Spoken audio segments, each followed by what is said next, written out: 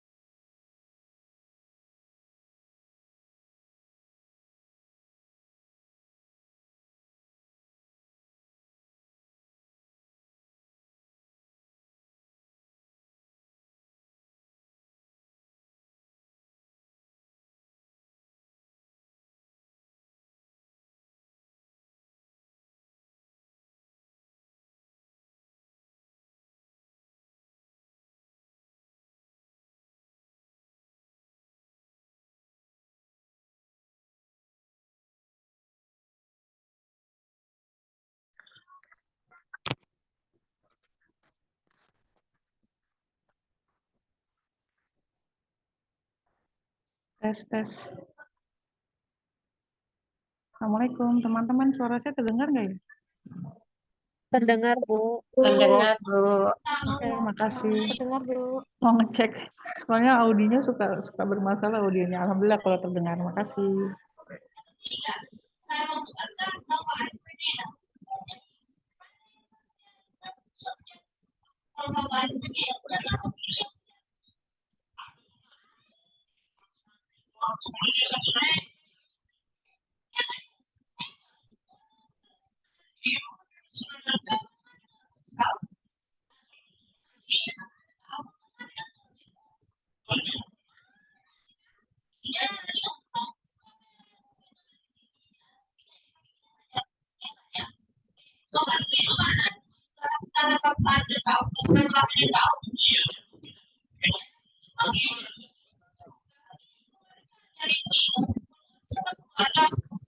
Bu Amel, kayaknya suaranya bocor ya, Bu Amel.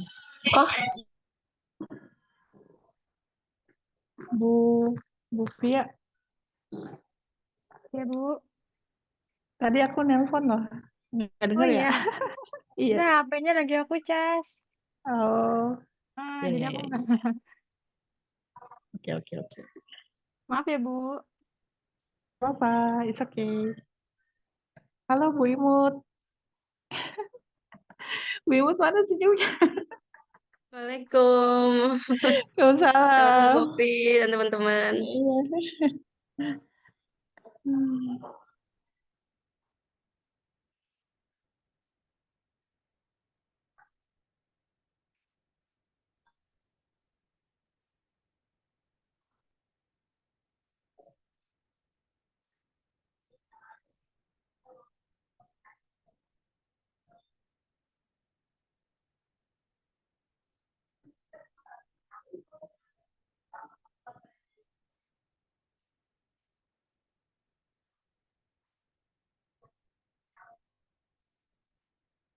Bu Fia, Ya, Bu. udah nyiapin es baking.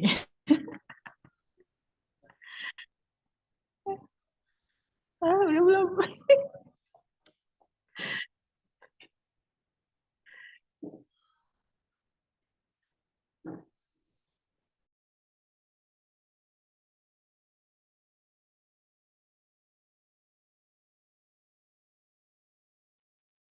Oke, kita mulai saja mungkin Bapak Ibu semua. Alhamdulillah sudah 31-an peserta ya.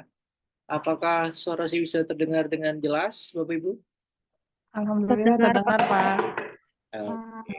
Jelas, Pak. Oke, baik. Ustadz Ikhwan Murad sepertinya sedang santap sore sepertinya ya, sedang eh, makan camilan ya. Pak Din juga, wah, Pak Din ini sepertinya sedang sibuk. Oke, kita mulai saja Bapak dan Ibu guru semua. Bismillahirrahmanirrahim. Assalamualaikum warahmatullahi wabarakatuh. Waalaikumsalam warahmatullahi wabarakatuh. Alhamdulillahirabbil alamin. Wassalatu wassalamu ala asrofil anbiya wal mursalin wa ala alihi wasahbihi ajma'in. Amma ba'd. Yang saya banggakan dan juga hormati Bapak dan Ibu guru, para mahasiswa, mahasiswi, Magister Pendidikan Dasar, Fakultas Ilmu Pendidikan, Universitas Muhammadiyah Jakarta. Pertama-tama, puji syukur kehadirat Allah Subhanahu wa Ta'ala. Di sore hari ini kita dapat bersua kembali ya melalui tatap muka Maya, melalui Zoom meeting untuk melanjutkan sesi diskusi kita ya tentang mata kuliah pengembangan media dan teknologi untuk jenjang pendidikan dasar. Selanjutnya sholat beserta salam ya mudah-mudahan selalu terlimpahkan kepada junjungan kita Nabi Muhammad Shallallahu Alaihi Wasallam yang telah membimbing kita mengenal kemudian sampai memeluk dinul Islam. Di pertemuan sore hari ini merupakan, kalau kita lihat di Siakat, ini merupakan pertemuan ke-8 dan masuk pada pertemuan untuk mengikuti kegiatan ujian tengah semester. Ya. Dan ujian tengah semester ini kita sudah sama-sama memberikan waktu yang lumayan longgar, saya kira ya, Bu Popi, untuk pemenuhan tugas ujian tengah semesternya itu sampai 2 minggu kalau tidak salah berarti ya. 2 minggu ya sudah diberikan waktu untuk dapat mengumpulkan tugas ujian tengah semester. Dan saya sangat berharap sesuai dengan request, sesuai dengan permintaan dari Bu Popi yang meminta bahwasanya teman-teman mahasiswa Magister Pendas angkatan keempat ini meminta extra time, ya, meminta waktu tambahan untuk mengumpulkan ujian tengah semester di hari Sabtu minggu depan atau hari Sabtu ini, Bu Popi. Bagaimana Bu Popi? Hari Sabtu minggu depan, Pak. Oke, hari Karena kan Sabtu minggu depan. yang kami pahami Sabtu minggu ini UTS-nya makanya agak kaget gitu kan. Kemarin kan karena kita masih menyusun draft ya. Gitu. Jadi makanya ketika Pak Sofyan infokan Sabtu minggu ini, aduh takutnya nggak semuanya siap dalam proses submit untuk pendaftaran gitu. Okay. Jadi minta extended time sampai Sabtu pekan depan. Okay. Baik, dan itu sudah kita berikan sekali lagi, dan harapannya tidak akan ada lagi extra time, tidak akan ada lagi additional time, ya, waktu tambahan. Jadi batas untuk pengumpulannya itu di hari Sabtu minggu depan. Begitu ya Bapak dan Ibu guru semua. Kemudian melihat wajah-wajahnya ini kenapa ya? Wajah-wajahnya sepertinya capek sekali. Udwilara wajahnya itu sepertinya aduh kenapa ya, seperti habis perjalanan jauh. Kemudian wajahnya siapa lagi? Wajahnya Bu Santin Mukadas. Oke. Wajahnya Putri Napa. Oke. Kemudian kemarin yang mengirimkan UTS-nya ke saya, alhamdulillah sudah 9 atau 10-an orang, ya, berarti ada sisanya masih sekitar 24 atau 25-an ya yang masih belum mengumpulkan untuk ujian tengah semesternya. Dan harus dipahami oleh Bapak dan Ibu guru semua ya bahwasanya penugasan kaitannya dengan ujian tengah semester, kemudian juga penugasan kaitannya dengan ujian akhir semester itu sudah kita bahas di pertemuan pertama perkuliahan.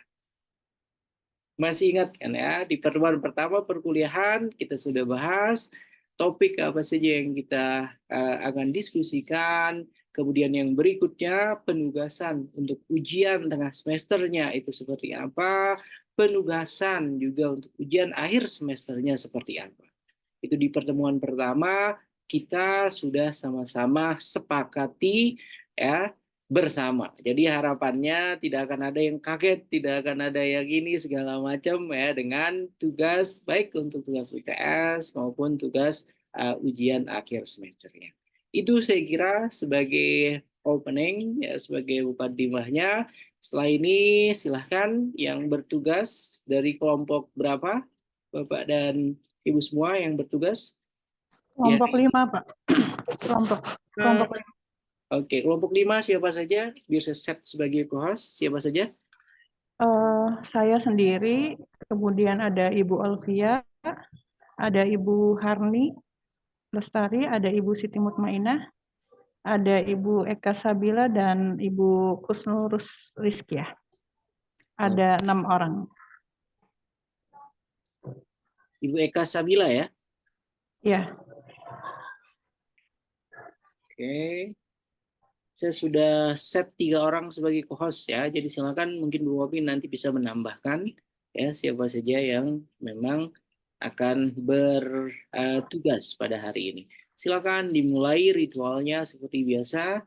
dengan membaca doa, kemudian berikutnya ada gerakan-gerakan yang membuat Bu Laras tidak lagi ngantuk sepertinya ya, membuat Bu Clarissa tidak lagi ngantuk juga ya. Kalau Bu Esa Indira sepertinya sudah on ya tenaganya. Oke, silakan Bu Popi dan kawan-kawan yang bertugas pada hari ini. Silakan. Baik, terima kasih Pak Sofyan. Saya persilakan Bu Harni sebagai moderator kelompok kami untuk memulai. Baik, terima kasih Bu Popi. Bismillahirrahmanirrahim. Assalamualaikum warahmatullahi wabarakatuh. Waalaikumsalam. Waalaikumsalam warahmatullahi. Alhamdulillahirabbil alamin wa bihi nasta'in ala umuri dunya waddin. Wassalatu wassalamu ala asrofil anbiya'i wal mursalin wa ala alihi wa sahbihi ajma'in.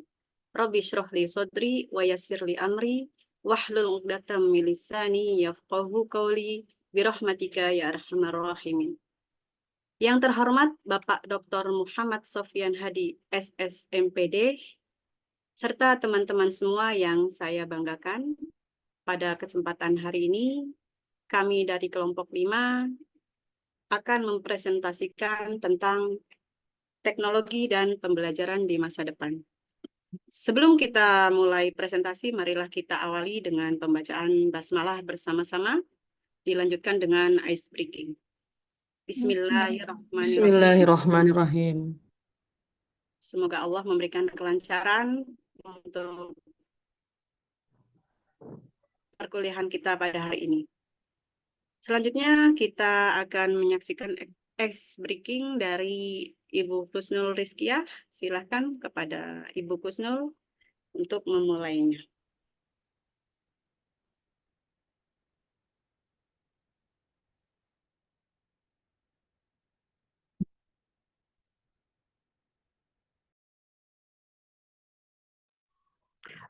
Baik, saya ralat ya Bu Hani. Untuk ice breaking kita sudah kita siapkan kuisis. Teman-teman silahkan mengklik link yang sudah saya share di kolom chat. Silahkan. Baik.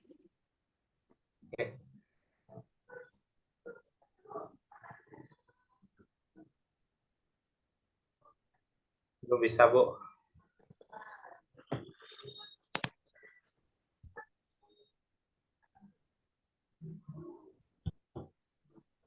Ibu, punten bisa dikirimkan lagi linknya.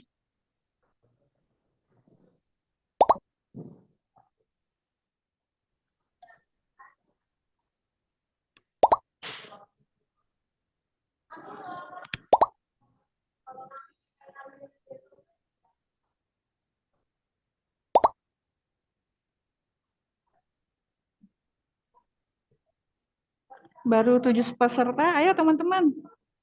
Silakan bergabung, saya sudah resend ya, saya sudah kirim kembali linknya di kolom chat.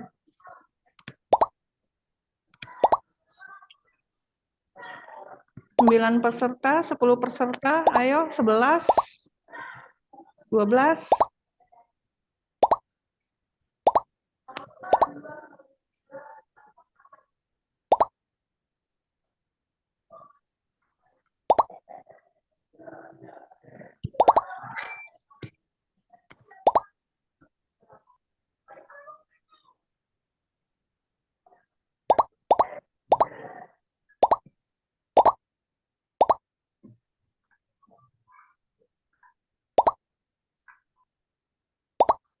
Ayo, 25 partisipan, ayo. Kita masih ada, ini kita 39 partisipan di Zoom. Tapi yang masuk link kuisisnya baru 25 orang. Ayo ditunggu. 3 menit lagi, silakan. Makin banyak makin seru ya. Ya Bu Dewi. Oke.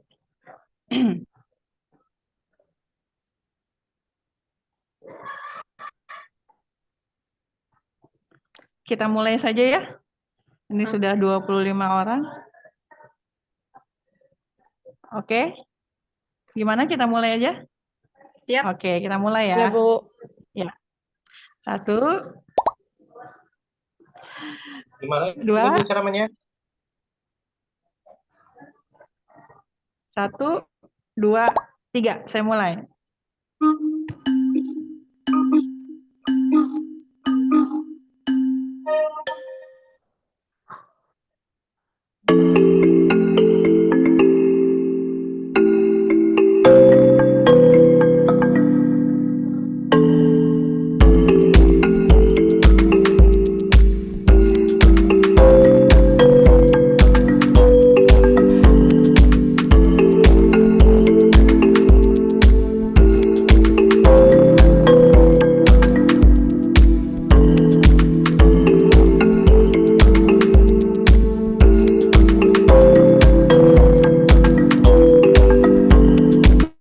Mantap. Fahrudin Ihsan, peringkat pertama. Ayo Bu Sultia, jangan kalah. Wah, Septika menyusul di peringkat kedua. Ayo Bu Hesti, wah Bu Septika membalap Fahrudin Ihsan. Fahrudin Ihsan dibalap oleh Bu Bella.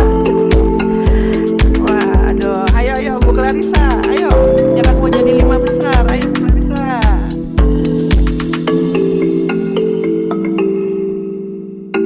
Wow, Bu Bella ada peringkat 1 nih. Bu Hesti menyusul. Ayo teman-teman yang lain.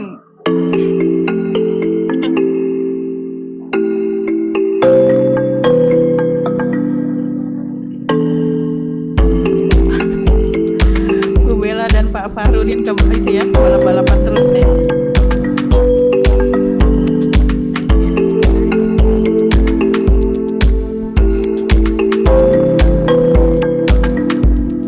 Oke.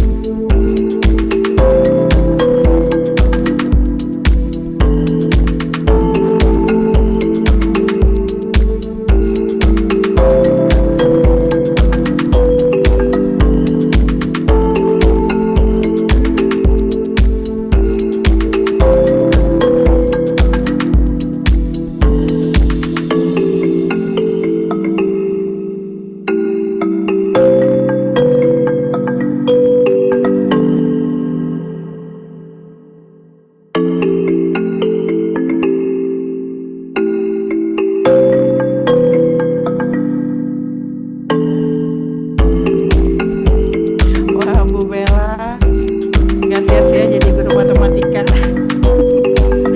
Peringkat 1. Ayo Pak Fahrudin jangan mau kalah.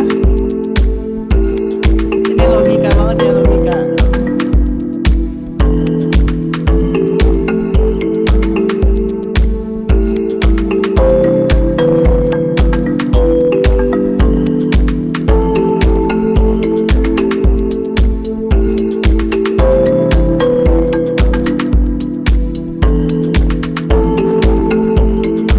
Gimana sih balik?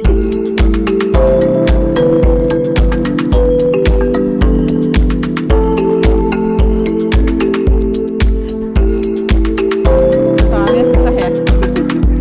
Soal hot nih.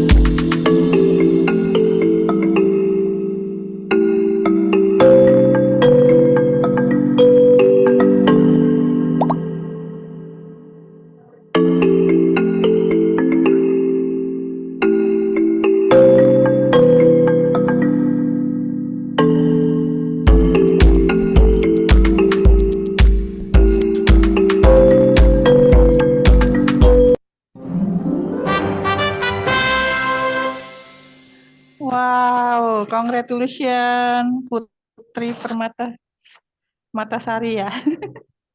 Ngebalap Bu Bella dan Pak Fahrudin. Oke. Terima kasih teman-teman untuk partisipasinya. Selamat untuk 3 besar dan 5 besar. Oke. Silakan Bu Harni dilanjutkan. Oke, silakan Bu Harni. Baik, terima kasih Bu Popi dan teman-teman semuanya. Seru ya Bu ya. Ice breaking-nya.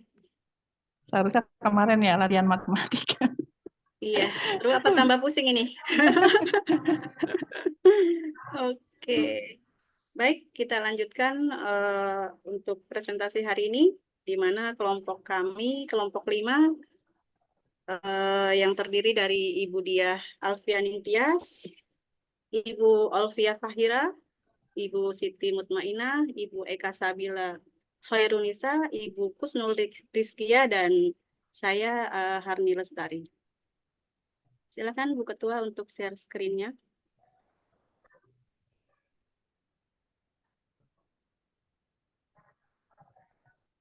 Sudah terlihat ya?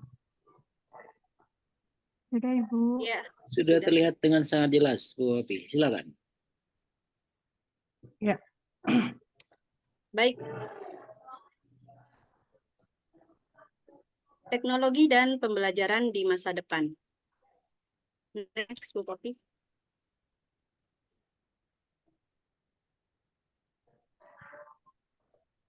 Kelompok kami sudah saya sebutkan tadi satu persatu. Baik, pembahasan kami diawali dengan pendahuluan yang mana akan disampaikan oleh Ibu Diah Alfian Tias. Kepada beliau disilahkan. Baik, terima kasih Ibu Harni Lestari. Bismillahirrahmanirrahim. Assalamualaikum warahmatullahi wabarakatuh. Waalaikumsalam. Waalaikumsalam. Warahmatullahi wabarakatuh. Pak Sofyan yang kami hormati dan teman-temanku sekalian di kelas reguler Pendas Angkatan 4. Jadi pada sore hari ini, pada kesempatan hari ini, kelompok 5 akan mempresentasikan tentang tema yaitu teknologi dan pembelajaran di masa depan.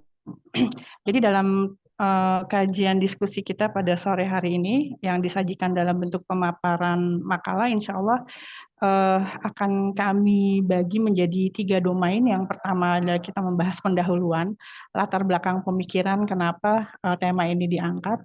Kemudian setelah itu masuk ke dalam pembahasan. Nah, di dalam pembahasan itu akan kami breakdown lagi tentang konsep teori pembelajaran yang mendasari perkembangan teknologi ini yang nanti akan menjadi relevan dengan proses pembelajaran siswa-siswa kita.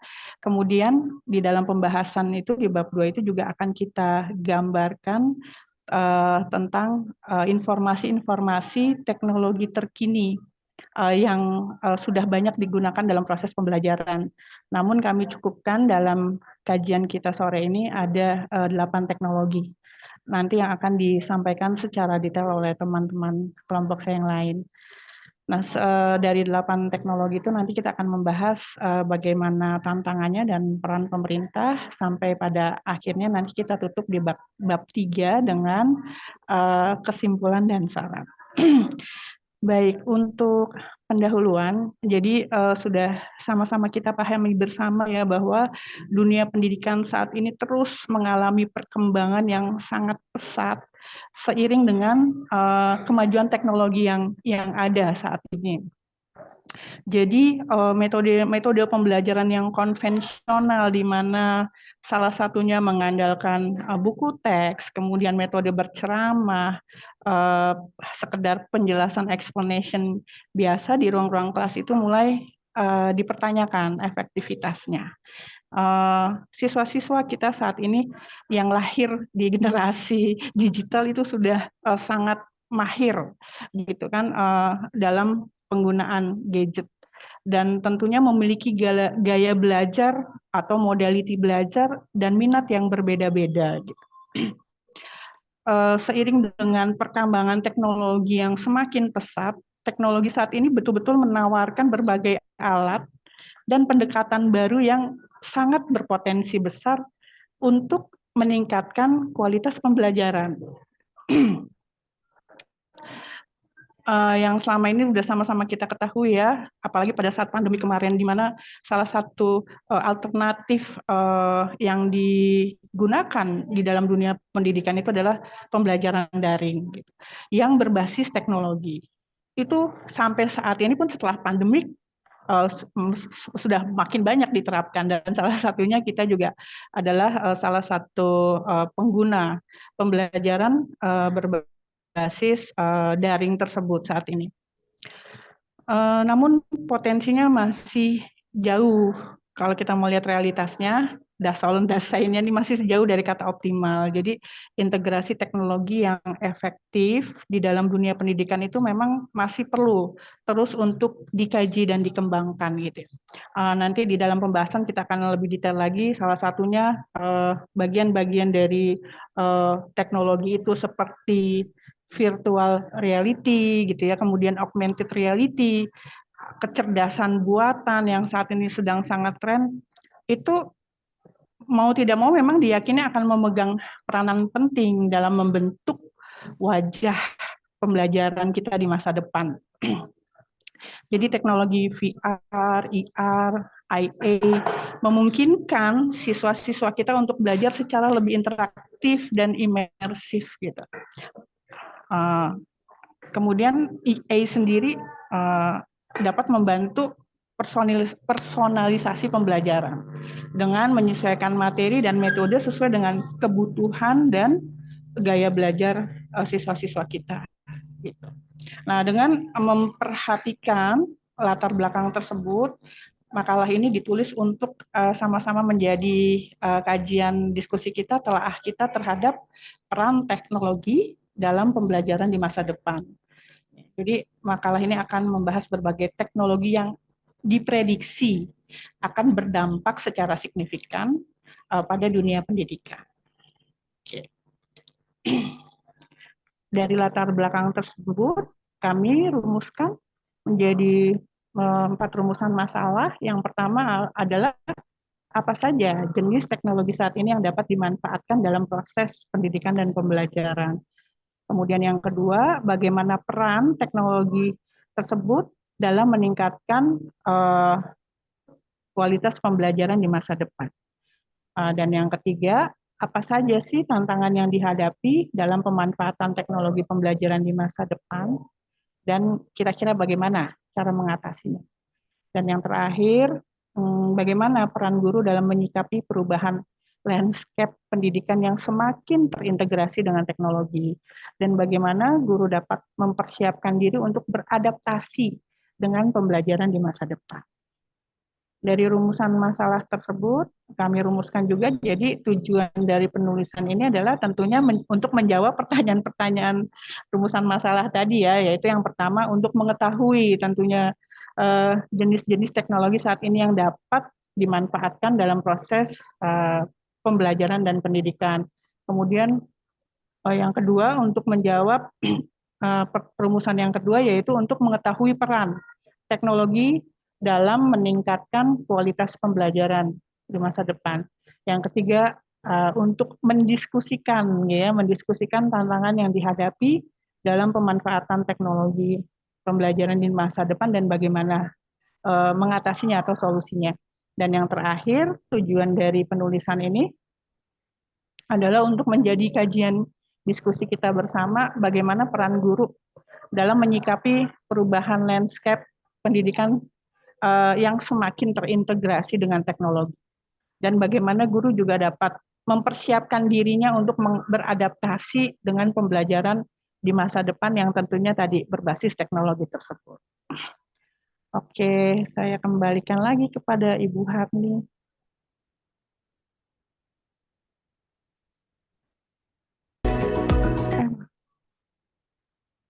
Bentar.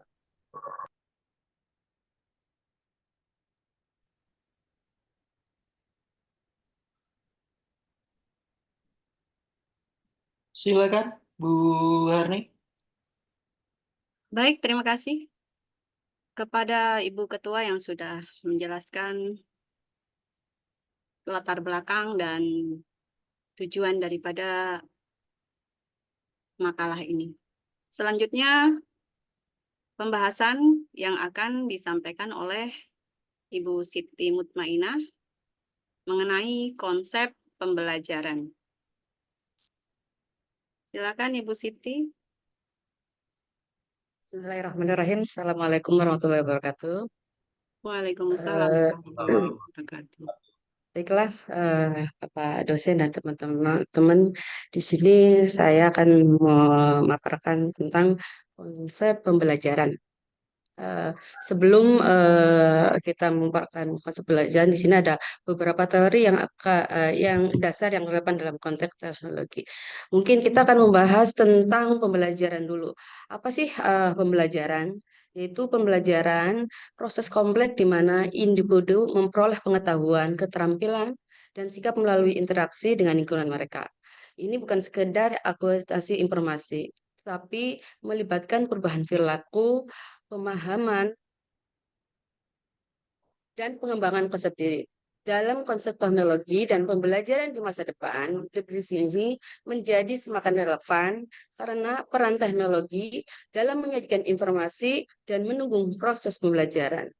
Teknologi itu memungkinkan pembelajaran yang lebih interaktif, personal, dan terkustomisasi, memungkinkan individu untuk memperoleh pengetahuan dan keterampilan sesuai dengan kebutuhan mereka dan dengan cara yang paling efektif bagi mereka. Di sini juga pembelajaran menjadi landasan yang tidak bisa diabaikan dalam mencapai tujuan pembelajaran yang diinginkan. Dalam konteks teknologi dan pembelajaran di masa depan, aspek ini menjadi semakin vital karena peran teknologi dalam menyajikan informasi dan mendukung proses pembelajaran akan semakin kompleks karena dengan tujuan pembelajaran yang akan menghasilkan keinginan yang pembelajaran yang menghasilkan pembelajaran yang diinginkan. Mungkin itu definisi dari pembelajaran. Setelah itu kita akan memaparkan adanya beberapa teori pembelajaran dasar yang relevan di dalam konteks teknologi, yaitu dengan adanya konteks pembelajaran di masa depan yang yaitu konstruktivisme. Di sini konstruktivisme itu menekankan pada pembelajaran sebagai proses aktif di mana individu membangun pengetahuan mereka sendiri melalui pengalaman dan interaksi dengan lingkungan.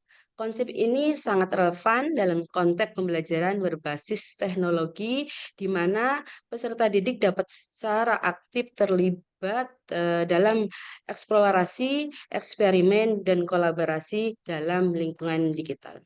Itu teori konstruktivisme. Yang selanjutnya yaitu teori kognitivisme. Itu teori ini juga penting dalam pemahaman bagaimana teori ini dapat mendukung proses pembelajaran. Teori ini menekankan pada proses mental seperti pengamatan, pemodelan, dan penyimpanan memori dalam pembelajaran.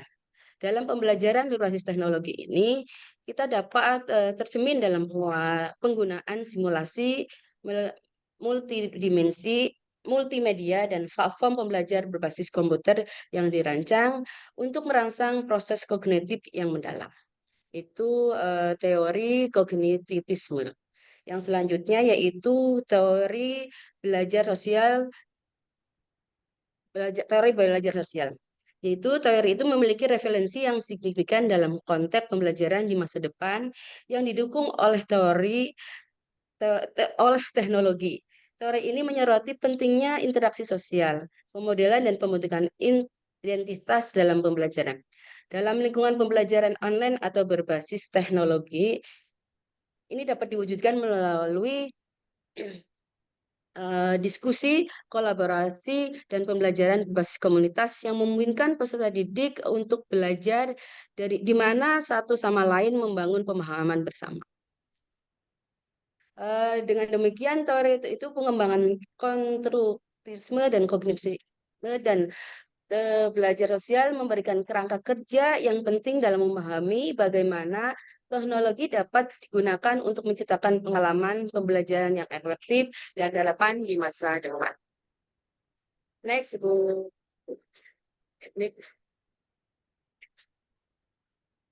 Mohon maaf, ada lagi penerbangan baru, jadi revisi. Selanjutnya Ya. itu teknologi dalam pendidikan. Di sini saya akan membahas tentang teknologi informasi dan komunikasi. Perkembangan teknologi informasi dan komunikasi atau yang disingkat dengan TIK itu telah membawa dampak transformasi yang signifikan dalam dunia pendidikan dan pembelajaran. Salah satunya yaitu dampak paling mencolok dari kemajuan dalam teknologi informasi komunikasi adalah akses yang lebih luas terhadap informasi. Dengan adanya internet dan berbagai sumber daya digital, peserta didik ini dapat mengakses berbagai materi pembelajaran dan sumber daya pendidikan di mana saja dan apa saja. Dan untuk menghilangkan batas geografi dan fisik, mungkin peserta didik untuk menggali pengetahuan dari sumber-sumber dan memperluas cakupan pembelajaran jauh lebih ruang kelas tradisional. Sebagai contohnya, yaitu TIK itu menghadirkan fleksibilitas yang lebih besar dalam pembelajaran. Dengan memunculnya platform pembelajar online, kursus daring, dan sumber daya belajar interaktif lainnya, peserta didik sekarang memiliki kemampuan untuk belajar secara mandiri sesuai dengan ritme mereka sendiri dan tanpa terikat oleh jadwal kelas yang kaku. Mungkin itu aja yang bisa saya sampaikan. Lanjut diteruskan sama teman saya lagi.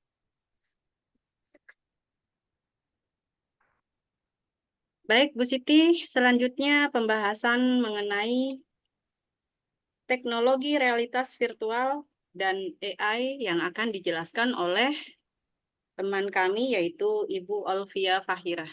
Kepada Baik. beliau disilahkan. Baik, terima kasih Bu Harni. Izin Bapak Ibu, saya akan membahas 3 poin. Yang pertama ada VR, yang kedua ada augmented reality, kemudian yang ketiga ada AI. Semoga Bapak Ibu sudah pernah ya mendengar kalimat-kalimat atau kata-kata asing tersebut. Yang pertama adalah VR Bapak Ibu. Nah, realitas virtual merupakan sebuah teknologi interface antara mesin dengan manusia yang bisa secara nyata mensimulasikan setiap pengguna seakan berada di lingkungan nyata dan lengkap. Maksud dari interface yaitu titik kotak antara pengguna dan sistem. Nah, ini bagian dari ilmu komputer ya Bapak Ibu. Jadi untuk VR sendiri kita dibuatnya tidak mudah ya. Ini saya katakan pembuatan VR ini tidak mudah dan memiliki jangka waktu yang cukup lama. Oke. VR muncul sebagai alat yang kuat dalam dunia pendidikan. Salah satunya yaitu merevolusi metode pengajaran tradisional menjadi peluang baru untuk pengalaman belajar baru yang mendalam. Jelas, kenapa demikian? Karena untuk metode pengajaran tradisional yang biasanya hanya menggunakan papan tulis ya Bapak Ibu, berhubung dengan adanya pandemi seperti COVID-19, kemarin kita bisa memanfaatkan virtual reality untuk bahan pengajaran di kelas. Salah satu contohnya adalah metaverse. Boleh dilanjut, Bu Harni? Oke, Bapak Ibu, untuk menjalankan teknologi tersebut butuh bantuan, butuh sekali alat yang namanya kacamata VR seperti ini. Semoga Bapak Ibu sudah pernah melihat ya, atau mungkin ada dari Bapak Ibu yang sekolahnya sudah menggunakan teknologi VR seperti ini. Next, Bu Harni. Nah, boleh di-stop dulu, Bu Harni, videonya? Oke, baik. Berikut adalah contoh bagian dari teknologi realitas virtual, Bapak Ibu. Ini jadi di dalamnya ini kita seperti berada di ruang kelas. Memang betul seperti yang sudah saya sampaikan tadi, interface antara mesin dengan manusia yang bisa secara nyata mensimulasikan. Jadi di dalam virtual reality ini sesuai dengan namanya realitas virtual. Jadi sesuatu yang nyata di dalam dunia maya atau dunia virtual. Boleh disimak Bapak Ibu videonya.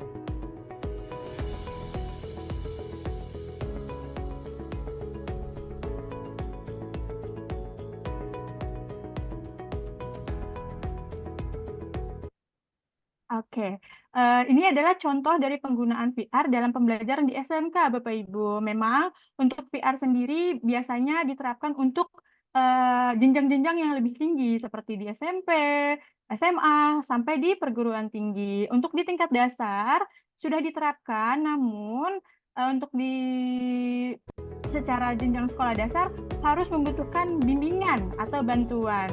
Maka dari itu, untuk penerapan VR sendiri di sekolah dasar sangat jarang ya Bapak Ibu. Biasanya itu di jenjang SMP, SMA, dan perguruan tinggi. Boleh di next, Bu Harni? Karena sudah ditonton ya. Oke, selanjutnya adalah realitas tertambah atau augmented reality, yaitu teknologi yang memperoleh penggabungan secara real-time terhadap digital content yang dibuat oleh komputer dengan menggambarkan keadaan yang real seperti di dunia nyata. Ini jelas berbeda dengan VR yang tadi, sebab untuk augmented reality ini waktu yang nyata. Jadi kita bisa menggunakan perangkat kita seperti handphone. Untuk untuk augmented reality ini tidak jauh berbeda dengan VR, sama-sama merevolusi metode pengajaran tradisional sebagai peluang yang baru. Namun, setiap teknologi pasti ada sisi negatif dan positifnya Bapak Ibu ya. Seperti tadi VR, itu kita sisi dari kekurangannya adalah harus menggunakan sebuah alat ya, kacamata. Dan yang saya tahu itu kacamatanya harganya itu relevan ya Bapak Ibu. Ada yang murah, ada yang mahal. Namun memang untuk yang bagus dan biasa digunakan untuk pembelajaran itu yang cukup mahal. Jadi menurut saya itu adalah bagian dari kekurangan si VR sendiri. Untuk augmented reality ini tidak perlu menggunakan kacamata, bisa menggunakan perangkat dan membutuhkan waktu yang sedikit dalam pembuatannya. Untuk di augmented reality ini sudah diterapkan oleh guru-guru di sekolah, biasanya itu dalam pembuatan RPP Bapak Ibu. Biasanya untuk pembuatan RPP yang inovatif, itu tidak hanya adanya tulisan saja, namun adanya gambar, adanya augmented reality, ya yang lagi viral sekarang nih, yang saya tahu dari Instagram, dari TikTok, itu sudah viral sekali, seorang guru membuat rancangan pembelajaran itu menggunakan augmented reality. Jadi nanti ketika di-scan gambarnya, itu akan timbul. Nah, itu yang menjadi nilai poin plus untuk para guru. Kemudian untuk murid sendiri, AIR juga sangat berguna untuk bagian dari media pembelajaran seperti dalam biologi. Itu kan kita kalau di IPA SD itu ada tentang tumbuhan, kemudian tentang hewan, tentang jaringan. Nah, kita bisa manfaatkan augmented reality itu untuk menggambarkan sesuatu pembelajaran yang sudah saya sebutkan tadi dalam bentuk yang nyata. Karena kan misal kita belajar organ tubuh, jantung, itu kan tidak mungkin ya Bapak Ibu kita melihat langsung jantungnya seperti itu, tapi bisa digambarkan melalui augmented reality seperti itu. Saya berikan contoh platform yang mudah dan sangat mudah digunakan untuk Bapak Ibu dalam pembelajaran inovatif, namanya Assembler Edu. Nah, nanti jika Bapak Ibu ingin belajar, boleh belajar sama saya. Kemudian untuk realitas tertambah dalam dunia pendidikan terdapat 5 jenis Bapak Ibu. Yang pertama ada DBL atau Discovery Based Learning. Ini biasanya digunakan untuk pendidikan, arsitektur, dan anatomi. Lalu ada OM atau Object Modeling. Nah, Object Modeling ini biasanya digunakan untuk pendidikan juga, namun versinya adalah versi yang 3D. Kemudian yang ketiga ada augmented reality books. Nah, kalau Bapak Ibu pernah mengunjungi perpustakaan atau perpustakaan nasional, itu terdapat buku-buku yang di dalamnya bisa di-scan barcode. Scan barcode itu nanti akan keluar gambarnya yang secara nyata melalui augmented reality. Kemudian ada game based learning. Nah, ini Bapak Ibu yang saya maksud tadi untuk game based learning ini di dalam realitas tertambah itu biasanya digunakan untuk anak SD karena dia berbasis game. Gamifikasi yang namanya anak SD itu suka sekali dengan permainan. Lalu yang kelima ada skill training. Biasanya untuk skill training sendiri, augmented reality ini untuk pelatihan. Pelatihan dosen, pelatihan guru, kemudian pelatihan skill yang memang membutuhkan teknologi-teknologi ini. Boleh di next Bu Harni? Nah, ini ada platform untuk membuat augmented reality namanya Assembler Edu. Ya, Bapak Ibu, nanti Bapak Ibu boleh diakses di Google, di masing-masing Google-nya. Nanti Bapak Ibu tinggal masukkan apa namanya tuh, tinggal masukkan Google akun Google-nya. Nanti Bapak Ibu bisa langsung muncul dan bisa didesain secara mandiri sesuai dengan kebutuhan Bapak Ibu. website. Each drawing Ini adalah has a contoh unique QR code. dari Once you scan it, the teknologi app uses realitas AR to virtual ya, Bapak animate Ibu. a virtual and 3D object of the Boleh drawing, disimak which bersama. children or students can then color. For example, a drawing of a circle can turn into a sphere. Quiver features unique animations for each coloring sheet. A few of the packs are free, but you'll need a subscription to access the rest. This app features different coloring packs that can range from simple ABCs to math and geography. Website. Oke, Each semoga Bapak drawing Ibu has a unique QR sudah code. memahami Once ya you Bapak Ibu scan it, the bahwa app uses AR. augmented Number reality 4, dan virtual AR reality Atom itu sangat berbeda ya AR Bapak Ibu. Core. If you ever wondered how electrons are Oke, organized ini and ada moved contoh around the tambahan nucleus, lagi. this app will show you that with AR. Explaining atoms to a child is hard, but this app makes the process easier. AR Atom Visualizer can show you the atomic structure of any element, making the organization of electrons easier to understand. Once you launch the app, it will open its camera. From there, tap the plus sign button and choose any of the available elements, and the app will create a Safari AR. Animal Safari AR is similar to the 3D Bear app above, but differs in its implementation. Yeah. Just like most AR apps, this uses your phone's camera to project 3D models onto the physical world by displaying them on your screen. As the name suggests, this one features models of wild animals. The standout aspect is that this app features 3D models that are almost true to scale. Using this app outside is a good idea since that gives you a better perspective. The models have realistic features and you can even listen to their unique sounds. You can feed these animals and watch them consume food in a lifelike manner. Each animal Oke, jadi seperti itu Bapak Ibu untuk penjelasan dari augmented reality dan virtual reality. Kemudian saya akan menambahkan sedikit perbedaan dari virtual dan augmented reality. Itu kalau augmented reality itu tidak menggunakan alat bantu, kacamata khusus, namun menggunakan perangkat masing-masing yang kita punya. Kemudian untuk virtual reality sendiri membutuhkan waktu yang sangat panjang dalam mendesainnya. Kemudian alatnya juga sangat mahal dan modalnya juga tidak sedikit seperti itu Bapak Ibu. Kemudian yang ketiga saya akan membahas kecerdasan buatan atau AI. Kecerdasan buatan atau AI ini pasti Bapak Ibu sudah sering menggunakan ya Bapak Ibu, baik dalam pembelajaran maupun dalam kebutuhannya Bapak Ibu sehari-hari seperti itu. Untuk AI sendiri merupakan bagian dari ilmu komputer, bagaimana membuat mesin dapat melakukan pekerjaan manusia, seperti dan sebaik yang dilakukan bahkan lebih baik daripada yang dilakukan manusia. Kemudian, hadirnya AI sendiri memiliki tujuan Bapak Ibu untuk mengetahui dan memodelkan proses berpikir manusia dan mendesain mesin agar menirukan perilaku manusia itu sendiri. Mungkin Bapak Ibu di sini sudah pernah atau mendengar ChatGPT ya Bapak Ibu ya. Nah, itu kan seperti yang kita tahu apa yang kita inginkan sudah ada di sana semua ya Bapak Ibu atau Google Board. Nah, Google Board juga itu bagian dari AI. Kemudian saya menambahkan sedikit 7, kurang lebih 7 AI yang sering digunakan oleh guru-guru. Yang pertama ada Lumen 5, ada Sway, ada Powtoon. Tidak asing ya Bapak Ibu mendengar kalimat Powtoon, Quizlet. Kemudian ada MindMeister, ada Edpuzzle, dan ScribeSense. Oke. Terima kasih Bu Harni. Itu adalah penjelasan dari VR, augmented reality, dan AI. Saya kembalikan ke Bu Harni.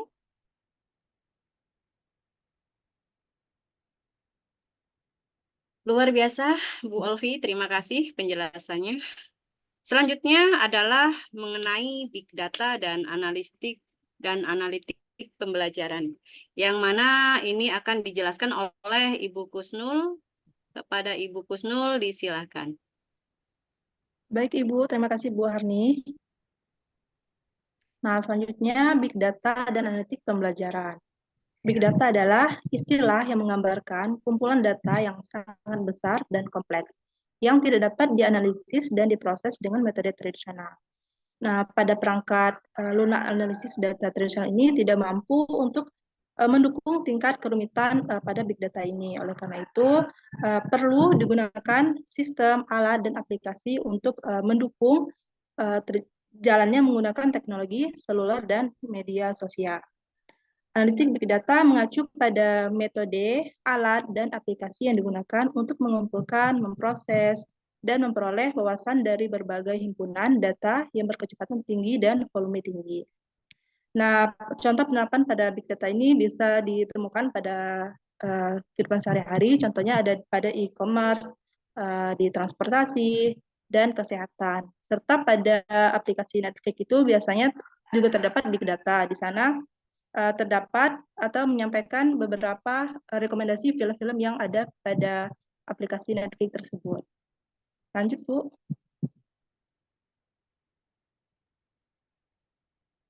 Selanjutnya ada analisis pembelajaran. Analisis pembelajaran adalah pengukuran, pengumpulan, analisis, dan pelaporan.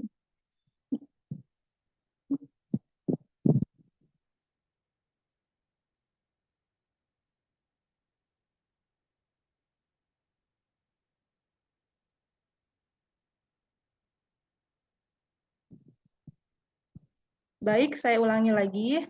Selanjutnya ada analitik pembelajaran.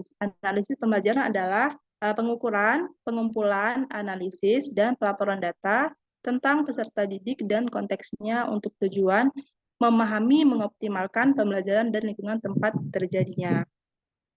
Dalam dunia pendidikan, pengelolaan data atau sumber informasi itu disebutkan dengan analisis pembelajaran. Nah, melalui analisis pembelajaran ini, guru dapat mengetahui proses atau tingkat keberhasilan proses dalam pembelajaran yang dilakukan siswa. Lanjut, Bu.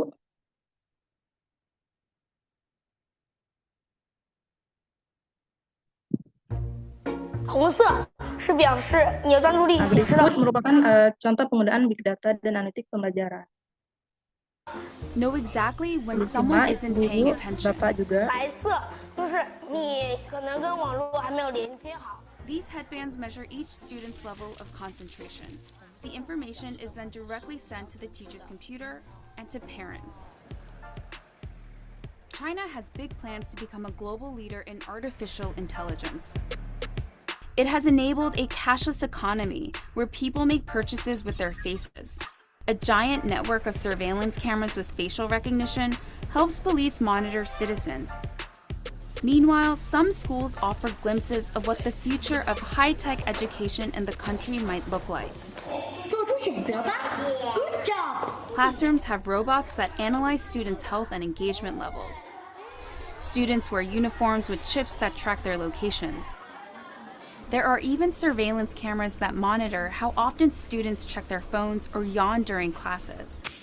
These gadgets have alarmed Chinese netizens. But schools say it wasn't hard for them getting parental consent to enroll kids into what is one of the world's largest experiments in AI education.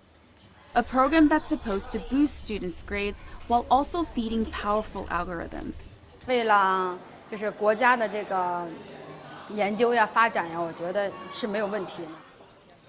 The government has poured billions of dollars into the project, bringing together tech giants, startups, and schools.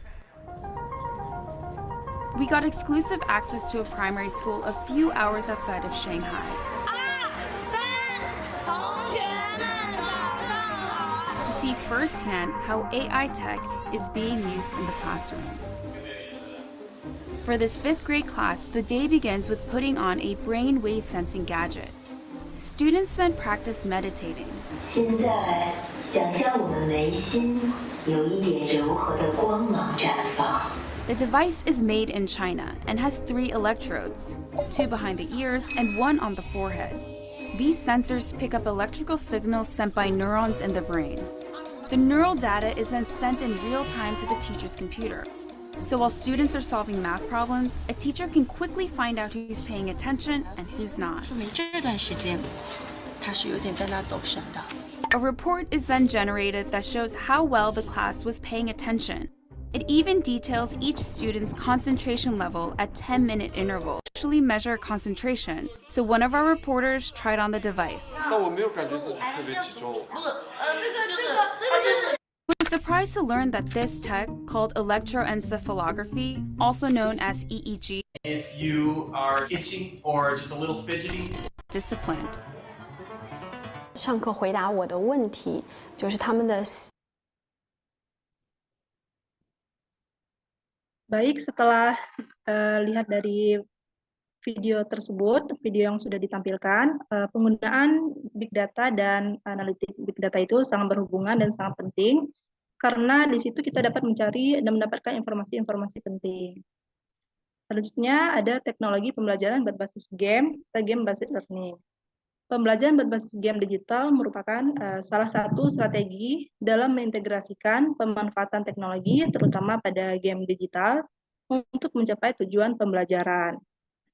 Pada pembelajaran berbasis game ini memanfaatkan game yang terdapat pada komputer, laptop, bahkan ada juga yang menciptakan aplikasi game.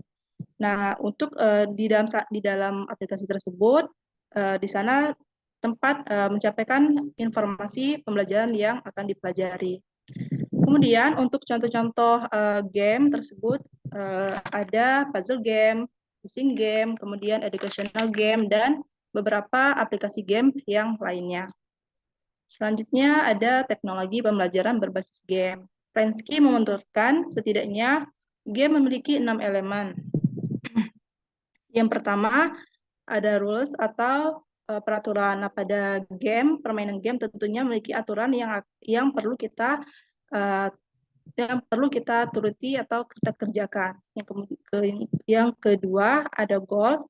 Di sini ada tujuan. Nah, pada game tentunya kita memiliki tujuan yang ingin dicapai. Seperti misalnya apakah kita ingin menang ataupun kita kalah. Yang ketiga ada outcomes and feedback. Nah, ini merupakan timbal balik atau akhir dari permainan game tersebut, menang atau kalahnya. Kemudian ada challenge atau tantangan. Ini merupakan tantangan yang harus dipecahkan untuk mencapai tujuan akhir dari permainan game pembelajaran berbasis game tersebut. Yang kelima ada interaksi. Nah, interaksi ini ada dua. Pertama ada interaksi antara pemain dan komputer atau pemain dan game pembelajaran yang harus diselesaikan. Dan yang kedua ada interaksi antara pemain satu dan pemain keduanya. Bagaimana mereka memenangkan game tersebut. Dan yang keenam ada representation. Ini merupakan representasi. Ini cerita, tentunya pada game ada alur cerita yang harus dikerjakan. Sekian Ibu, Bu Harni, saya kembalikan.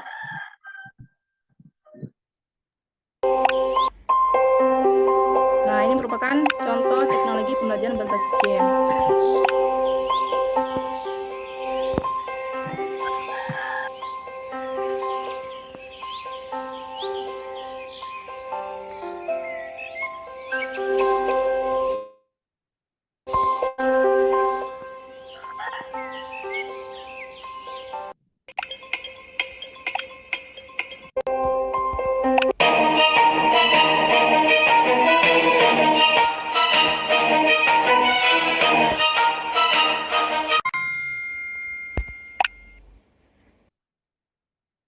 Nah, sekian materi yang saya sampaikan. Saya kembalikan ke Bu Harni. Baik, terima kasih Bu Kusnul. Selanjutnya penjelasan mengenai platform kolaborasi yang mana untuk materi ini akan dijelaskan oleh Ibu Eka Sabila Khairunisa. Kepada Ibu Eka disilahkan. Baik, terima kasih Bu Harni. Selanjutnya untuk platform kolaborasi. Platform kolaborasi ini adalah perangkat lunak yang dirancang untuk membantu individu atau kelompok bekerja bersama menuju tujuan bersama. Nah, maksud dari sini adalah untuk menyediakan alat. Oke, beberapa jenis. Bu, maaf. Ya, di sini ada beberapa jenis platform kolaborasi ya. seperti contohnya yaitu ruang kelas virtual. Mungkin Bapak Ibu tidak asing lagi dengan Google Classroom. Google Classroom ini digunakan pada saat kita COVID kemarin, khususnya di sekolah saya menggunakan Google Classroom untuk pembelajaran di SD ya Pak. Kemudian Microsoft Teams. Yang kedua ada alat kolaborasi dokumen, yaitu ada Google Docs, terus Microsoft Office, dan Canva. Nah, mungkin Canva ini tidak asing lagi bagi Bapak dan Ibu. Kita udah sering menggunakan Canva sebagai alat media untuk pembuatan template dan lain sebagainya. Kemudian ada alat manajemen proyek. Yang pertama ada Asana dan Trello. Asana ini adalah alat platform untuk membantu peserta didik merencanakan dan mengorganisasikan dan melacak kemajuan proyek kolaborasi. Kemudian yang keempat ada platform berbagi file, ya Google Drive dan Dropbox. Mungkin Google Drive Bapak Ibu sudah tahu. Kemudian untuk yang Dropbox untuk memudahkan file menyimpan file secara aman. Kemudian alat komunikasi WhatsApp, Zoom, atau Google Meet itu juga tidak asing lagi untuk Bapak Ibu. Karena di COVID kemarin Bapak Ibu sudah menggunakan alat-alat komunikasi seperti ini. Next, Bu.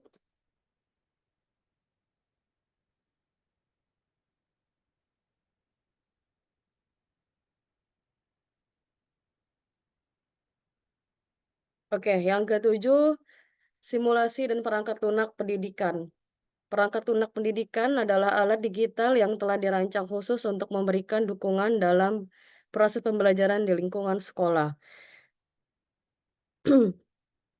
Ada beberapa perangkat lunak pendidikan yang berpengaruh. Yang pertama, manajemen sistem pembelajaran, Learning Management System atau LMS. Yang kedua, perangkat lunak pembelajaran interaktif. Yang ketiga, perangkat lunak presentasi dan pembuatan konten.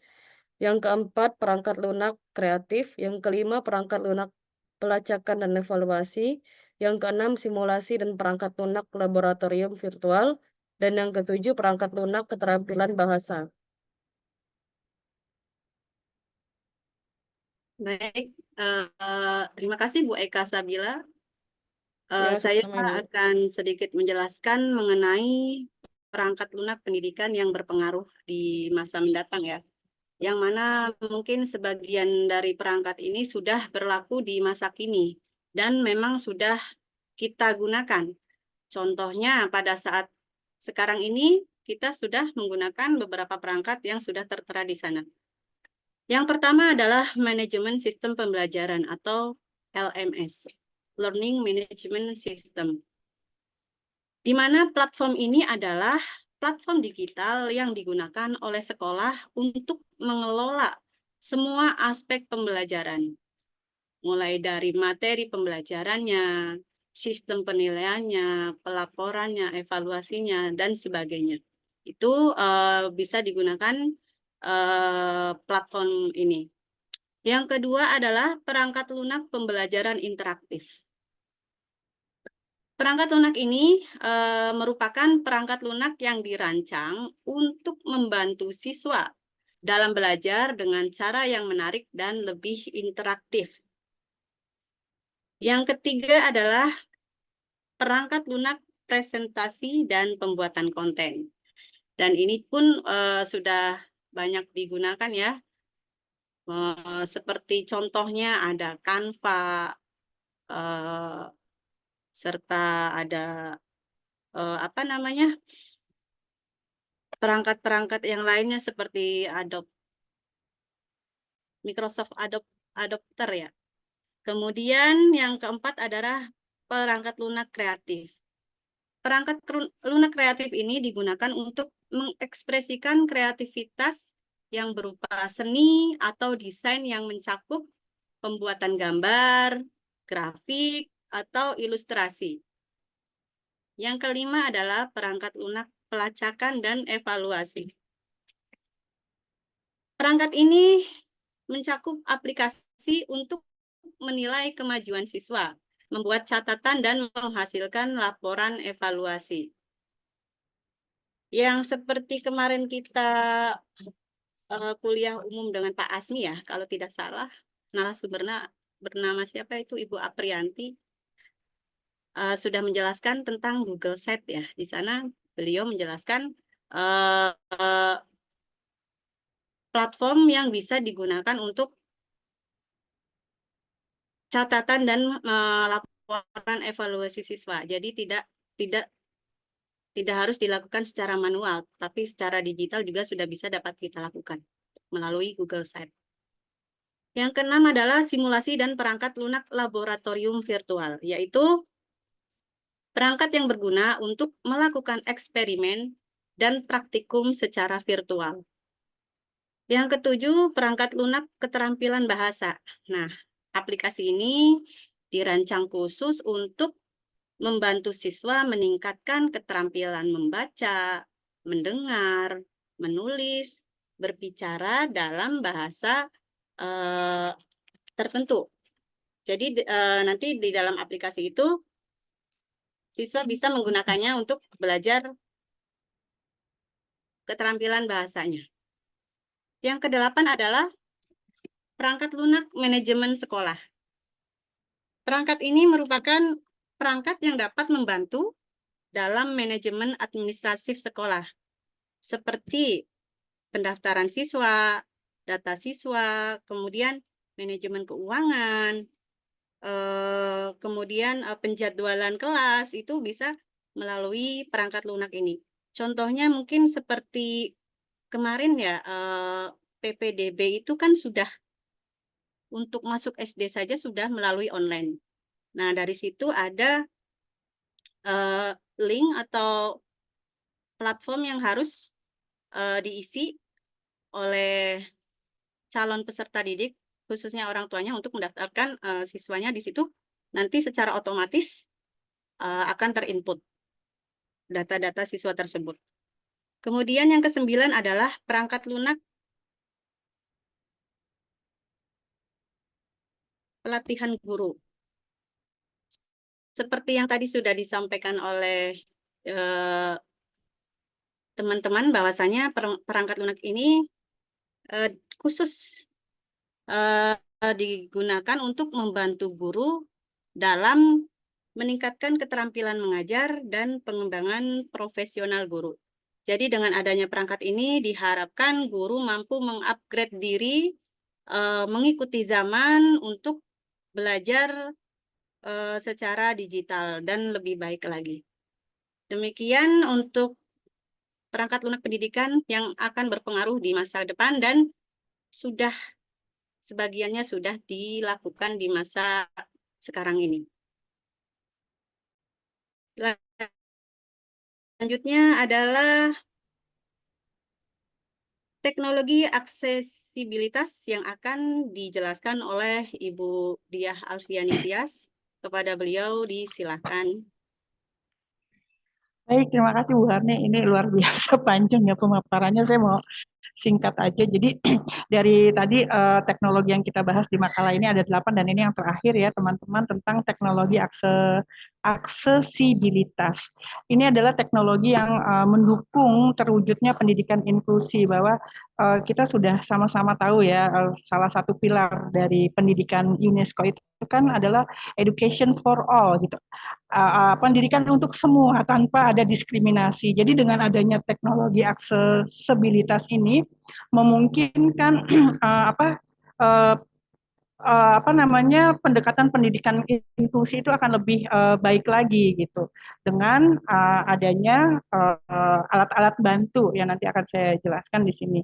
Jadi setiap individu yang punya keterbatasan sekarang akan memiliki akses yang lebih baik gitu, dan akses yang lebih luas untuk mendapatkan layanan pendidikan. Di dalam pendidikan di dalam teknologi aksesibilitas ini ada jenis-jenis dalam pembelajarannya, yaitu yang pertama adalah teknologi bantu atau asistif teknologi. Ini luar biasa sekali ya, jika kesempatan ini bisa dirasakan oleh semua anak-anak yang disabilitas, karena mereka akan sangat terbantu sekali dalam proses pembelajarannya. Di mana di teknologi bantu ini atau asistif teknologi ini, yang pertama disediakan yaitu perangkat membaca layar gitu. Jadi dengan perangkat membaca layar ini yang disabilitas tunanetra itu, jadi dia bisa mengakses informasi bacaan.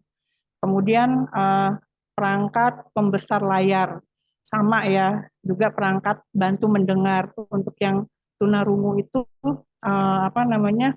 bisa terbantu untuk mendengarkan voice suara-suara di dalam proses pembelajarannya. Dan ada teknologi assistive touch dan perangkat bantu bicara. Jadi kalau alat bantu dengar kan mungkin kita udah biasa ya gitu.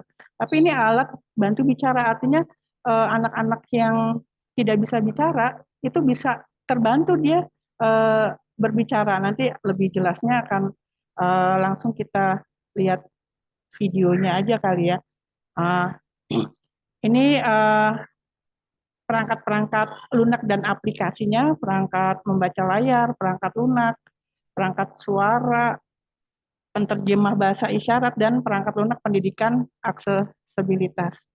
Ini perangkat fisiknya, gitu kan. Jadi ada keyboard khusus gitu. Kemudian ada mouse alternatif dan meja kursi yang dapat disesuaikan, perawat yang dapat disesuaikan dengan ketinggian-ketinggiannya. Jadi semua fiturnya itu betul-betul bisa membantu anak-anak yang memiliki keterbatasan untuk bisa mengakses pendidikan dengan lebih baik lagi. Gitu. Akses tersebut. Nah ini adalah salah satu contohnya ya teman-teman, yaitu tentang seorang ahli fisikawan dari Inggris yang mungkin kita sudah sangat familiar mendengar namanya, yaitu Dr.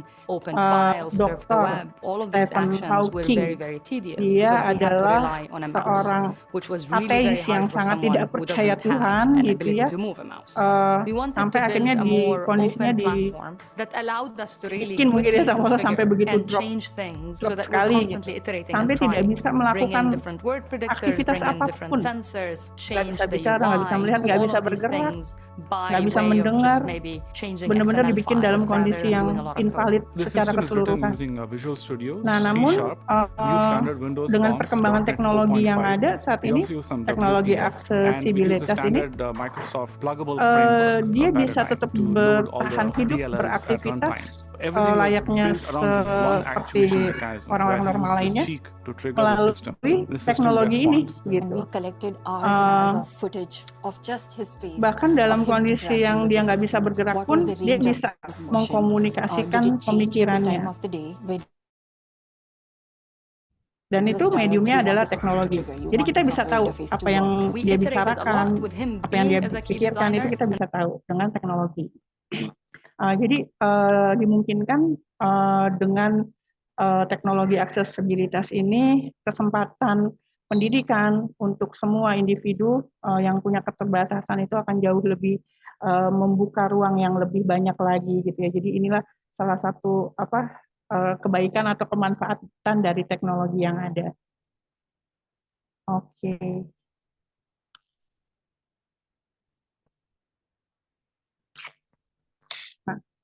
Kemudian untuk itu tadi udah 8 poin teknologi ya yang kami paparkan, yang sangat berperan dalam proses pendidikan dan pembelajaran di masa kini dan masa depan. Selanjutnya adalah tantangan. Tentunya setiap perubahan, kemajuan teknologi sekalipun yang bisa membantu mempermudah kehidupan kita, itu pasti ada tantangannya. Dan ini di dalam pembahasan ini dua fokus tantangannya itu adalah sumber daya manusia dan fasilitas. Sumber daya manusia itu tadi guru-gurunya gitu ya, kapasitas guru-gurunya, literasi digitalisasinya yang mungkin masih perlu banyak harus ditingkatkan. Kemudian yang fasilitas itu adalah akses atau ketersediaan infrastruktur sarana prasarana yang mungkin masih belum merata gitu. Nah, untuk menjawab tantangan ini kita juga menyentuh sedikit nih peran pemerintah dalam pengembangan teknologi di dalam proses pendidikan dan pembelajaran khususnya di negara kita ini.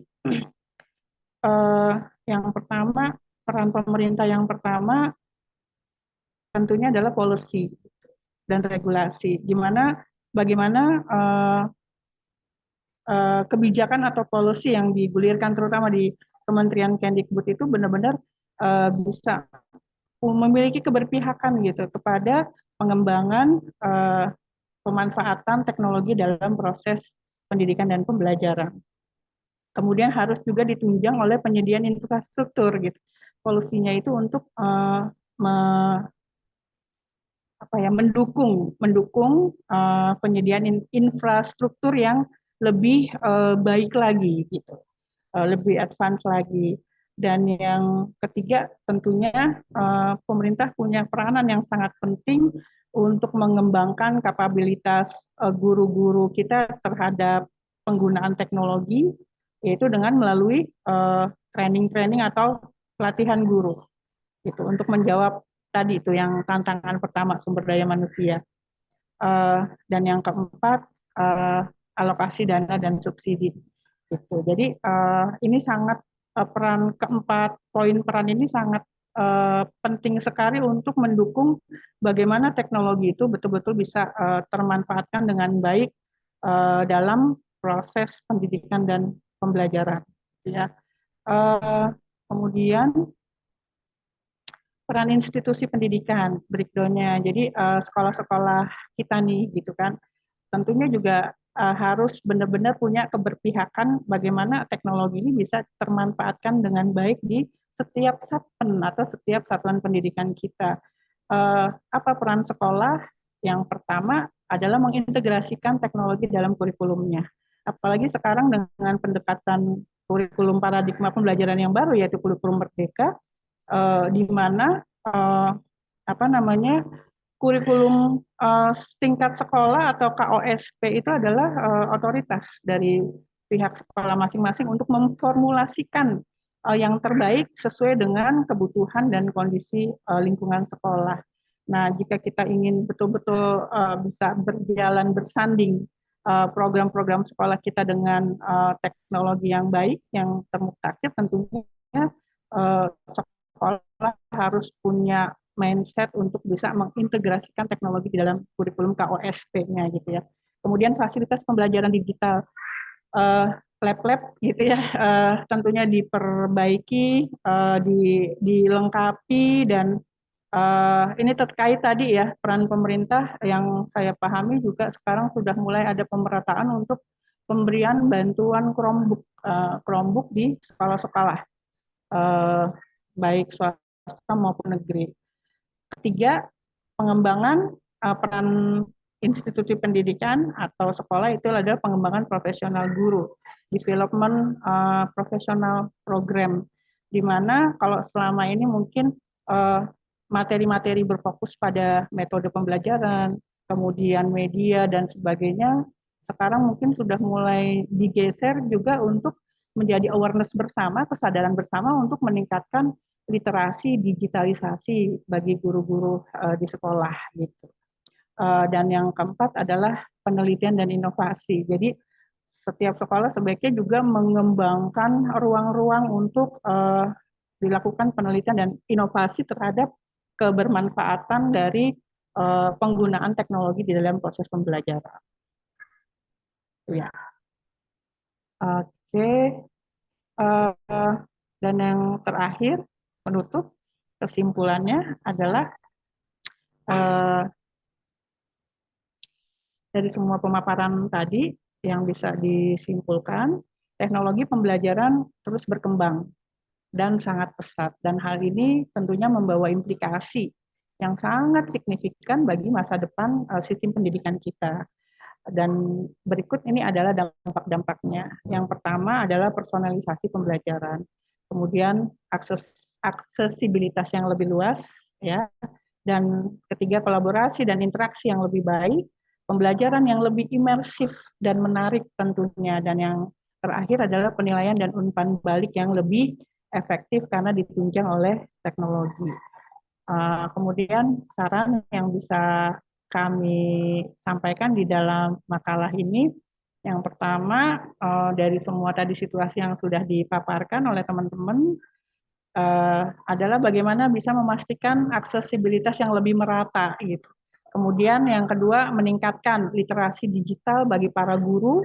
Kemudian tentunya harus ada privacy juga untuk melindungi data siswa. Kemudian yang keempat, saran yang keempat bisa dapat memberikan ruang keterlibatan guru dalam pengambilan keputusan. Dan yang kelima adalah sarannya bisa mempromosikan penggunaan teknologi yang bertanggung jawab bagi siapapun penggunanya, baik guru, siswa, semua stakeholder, terutama bagi siswa ya. Demikian tadi itu yang bisa kami sampaikan. Saya serahkan kembali kepada Bu Harni. Baik, terima kasih Ibu Ketua dan juga teman-teman yang sudah memaparkan materi ini. Mudah-mudahan materi ini bisa menambah pengetahuan kita mengenai teknologi dan pembelajaran di era digital ini dan juga di masa yang akan datang. Selanjutnya kami buka sesi pertanyaan. Di sini saya lihat ada Ibu Amalia Nailur Rahmah. Kepada Ibu, disilakan. Baik, terima kasih. Assalamualaikum warahmatullahi wabarakatuh. Waalaikumsalam. Yang saya mau tanyakan yaitu tentang konstruktivisme ya. Jadi apa yang harus dilakukan oleh seorang guru, terutama ini guru SD ya. Kebetulan saya juga guru kelas 2 sekolah dasar. Jika hendak menerapkan konstruktivisme ini dalam pembelajaran di dalam kelas. Karena untuk anak-anak usia kelas 2 SD itu agak sulit gitu ya. Jadi mohon jawabannya ya untuk menerapkan teori ini. Terima kasih, itu saja. Assalamualaikum warahmatullahi wabarakatuh. Waalaikumsalam warahmatullahi wabarakatuh. Baik, kami tampung dulu pertanyaannya dari Ibu Amalia. Selanjutnya ada Ibu Septika Dwi Putri, silakan. Terima kasih atas waktunya. Tadi saya tertarik ya Bu sama materi yang big data. Nah, jadi di materi itu mungkin saya mau lebih dijelaskan lagi apa contoh penerapan big data pada e-commerce ya Bu. Gimana contohnya gitu Bu? Ya, Baik. terima kasih Bu. Sama-sama Ibu Septika.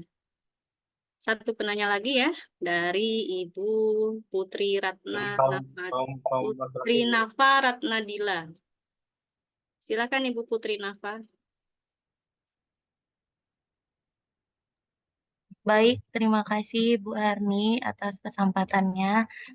Di sini saya ingin bertanya Ibu, bahwa seperti yang kita ketahui bahwa teknologi atau dunia pendidikan akan terus mengalami perkembangan seiring dengan kemajuan teknologinya Bu ya. Jadi tadi sudah dibahas juga tentang beberapa teknologi yang sudah bagus untuk kita terapkan di sekolah. Namun di sini saya ingin bertanya tentang bagaimana tanggapan Ibu tentang ketimpangan teknologi antara sekolah yang ada di kota besar dan di sekolah daerah.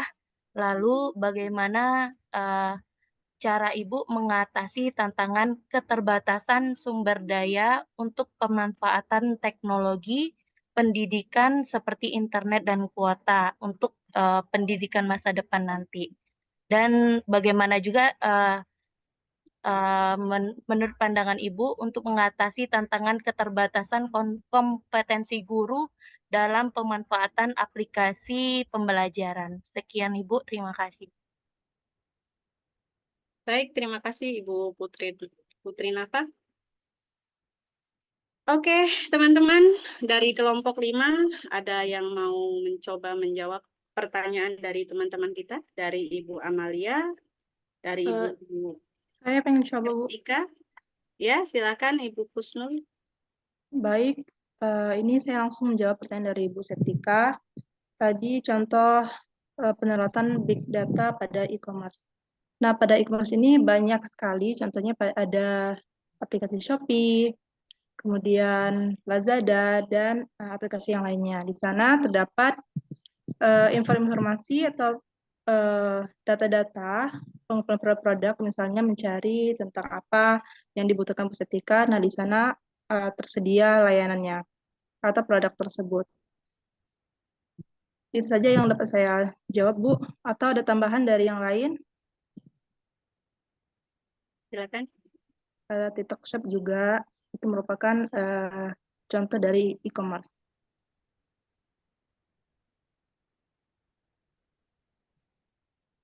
Saya tambahin sedikit.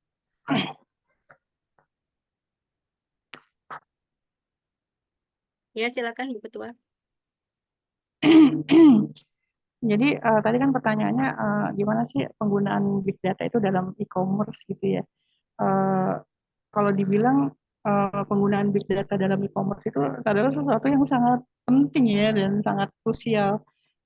Penting kenapa? Karena untuk mendorong pertumbuhan, efisiensi dan keuntungan dari e-commerce itu sendiri gitu. Terus bagaimana contoh-contoh big data itu digunakan dalam industri e-commerce gitu ya. Yang pertama yang saya baca salah satu literasinya adalah untuk personalisasi pengalaman pelanggan. Itu. Jadi di dalam personalisasi pengalaman pelanggan itu big data akan memberikan rekomendasi produk, penawaran, harga diskon segala macam itu udah pakai sistem big data gitu. Kemudian juga untuk mengoptimalisasi harga itu bagaimana bisa dinamis gitu ya. Kemudian analisis kompetitifnya dengan berbagai produk itu gimana? Itu menggunakan bantuan dari big data gitu. Dan yang lainnya juga peranannya big data itu adalah untuk membantu memanajemen persediaan. Jadi bisa memprediksi antara permintaan barang dan ketersediaan produksinya gitu. Jadi bisa mengoptimalisasi rantai dari pasokan atau distribusi barang-barang tersebut. Nah, itu sekarang semua udah sistemnya menggunakan data dan itu mengacu pada big data. Itu aja sih. Termasuk itu ya maksudnya kampanye, iklan dan sebagainya. Itu juga. Bagaimana Ibu Septika atas jawabannya? Sangat memuaskan ya, Bu. Terima kasih. Sama-sama. Bapak Dokter izin ini sudah azan maghrib, mau dilanjutkan atau bagaimana Bapak?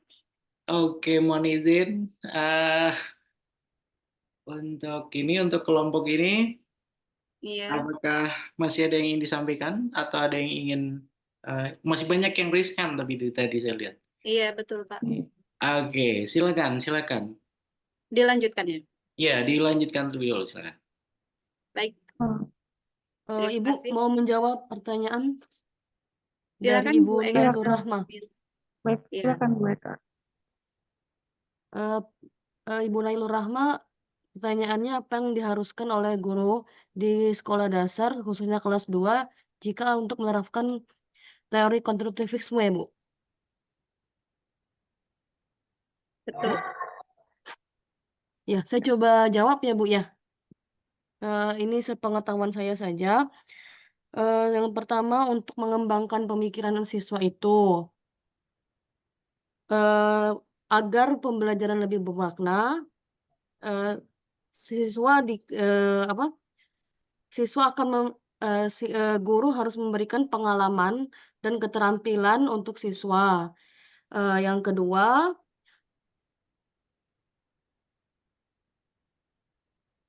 guru harus bekerja secara mandiri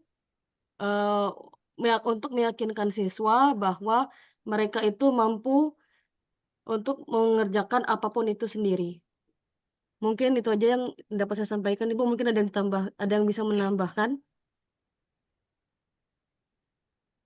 Ya, silakan teman-teman, ada yang ingin menambahkan daripada jawaban Ibu Eka Sabila? Boleh Bu Harni, saya mau menambahkan. Baik, Bu. Untuk tadi kontrovertisme itu menyarankan itu peserta didik bisa aktif terlibat dalam membangun pengetahuan mereka sendiri. Contoh teknologi itu menyediakan berbagai alat dan sumber daya yang memungkinkan peserta didik untuk mengeksplorasi topik secara mandiri, memecahkan masalah, dan membuat kontroversi pengetahuan mereka sendiri. Dan mungkin ada tahapan-tahapannya, yaitu ada 4 tahapan, yaitu tahap persepsi, yaitu merupakan konsepsi awal yang membagikan motivasi belajar. Kedua, tahap eksplorasi. Ketiga, itu tahap diskusi dan penjelasan konsep. Yang keempat, yaitu pengembangan dan versi konsep. Mungkin itu aja tambahannya. Yang lain bisa menambahkan. Baik, terima kasih Ibu Siti Mutmainah dan Ibu Eka Sabila Khairunisa. Bagaimana dengan Bu Amalia Nailul Rahmah? Mengenai jawabannya, apakah sudah terjawab atau masih perlu dijelaskan kembali? Sepertinya Ibu Amelia tadi izin sholat, Bu. Oh gitu. Oh ya Allah. Iya. Oh Oke, iya, di baik. sana soalnya itu 1 jam ya. Beda Betul, 1 1 jam. jam lebih cepat. Baik, pertanyaan selanjutnya dari Ibu Putri Nafa Ratnadila, yaitu bagaimana tanggapan daripada kelompok kami tentang ketimpangan teknologi di kota besar dan juga di daerah, yang mana tentunya berbeda ya dari sumber daya manusianya dan juga fasilitasnya. Baik, saya akan mencoba menjawab sedikit, mungkin nanti ditambahkan oleh teman-teman yang lain ya. Tentu saja di era digital ini memang sudah banyak sekolah yang menggunakan perangkat lunak pendidikan. Namun tentu saja di daerah-daerah terpencil mungkin ya, seperti mungkin di daerah Jambi, pedalaman sana, atau di mana saja yang mungkin memang belum terakses oleh internet, belum memakai, sekolah-sekolah di sana itu belum memakai atau menggunakan teknologi semacam ini, teknologi-teknologi digital yang sudah kami jelaskan ini. Nah, apa sih yang harus dilakukan? Tentu saja guru itu paling berperan ya untuk mengimplementasikan perangkat lunak pendidikan. Tadi sudah dijelaskan bahwasanya tantangan itu kan dari sumber daya manusia dan fasilitas ya. Tadi dijelaskan oleh Ibu Popi di situ. Nah, bagaimana seorang guru harus mengupgrade diri? Tentu saja tidak tertutup kemungkinan untuk menambah wawasan. Karena kan sekarang ini tidak mungkin kita terpaku di pembelajaran model lampau, sementara teknologi sudah begitu pesatnya. Nah, itu sebagai seorang guru tentunya dari guru dulu deh istilahnya. Upgrade diri dulu lah istilahnya, bagaimana caranya untuk mengaplikasikan perangkat lunak pendidikan itu ke siswanya. Jadi gurunya dulu belajar dengan cara apa? Tentu saja dengan cara pelatihan-pelatihan yang disediakan oleh pemerintah, baik secara daring ataupun secara luring ya. Biasanya kan ada tuh Bu di grup-grup WA ya, ada pelatihan tentang misalnya kurikulum Merdeka. Di situ banyak platform-platform pembelajaran yang bisa kita akses, yang bisa kita pelajari di sana. Nah, itu biasanya kan ada tuh, ikut saja Bu melalui online. Dari situ bisa menambah wawasan guru. Kemudian peran pemerintah juga sangat penting, sebagaimana dijelaskan oleh Ibu Popi tadi, bahwasanya pemerintah itu harus ikut andil untuk memajukan pendidikan khususnya di zaman digital saat ini. Itu saja dari saya, mungkin nanti akan ditambahkan oleh teman-teman saya yang lain. Silahkan kepada teman-teman kelompok 5. Baik, Bu Harni, saya izin Ya. menambahkan ya Bu, terkait pertanyaannya Bu Putri Nafa. Sudah betul, saya sepakat dengan apa yang disampaikan oleh Bu Harni tadi, dari diri sendiri dulu ya Bu, upgrade kompetensi, kemudian kita ikut pelatihan, kemudian sebagai seorang guru, itu menurut saya kita perlu inisiatif, menanyakan kepada pihak sekolah gitu.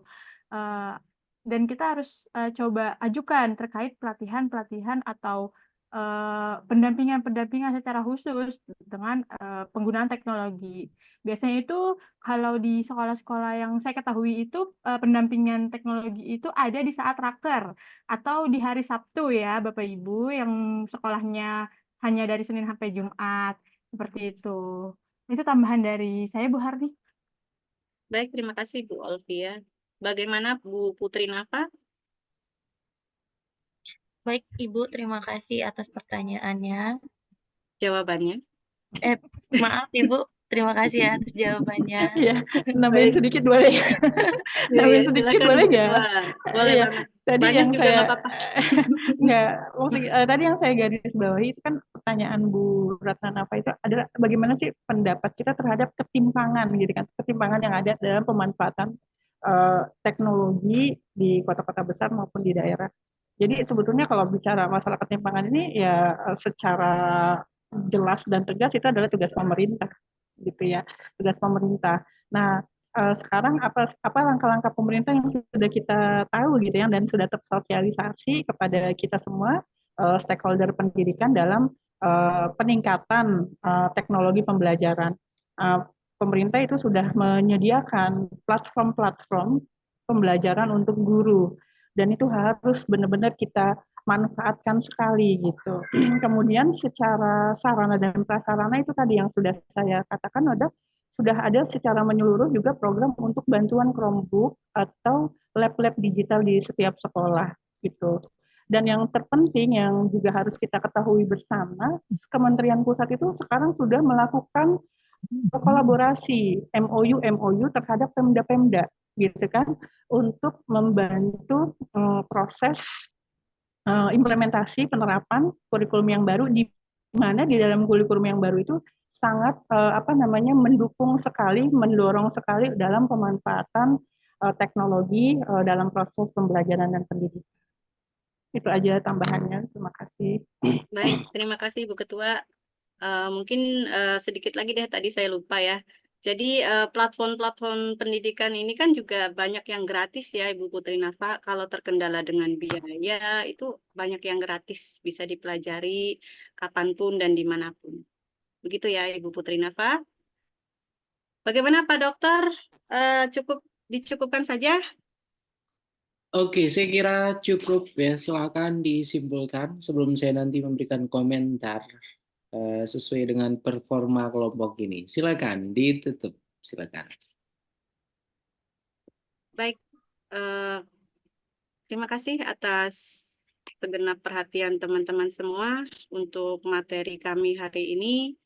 Mohon maaf apabila masih banyak hal yang kurang dibahas dalam materi kami.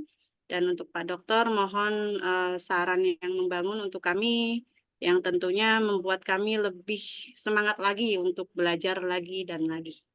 Terima kasih. Akhir kata, billahi taufik wal hidayah.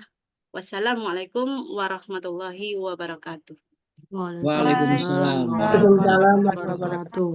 Boleh kita beri tepuk tangan untuk kelompok ini, Bapak dan Ibu guru semuanya, luar biasa ya.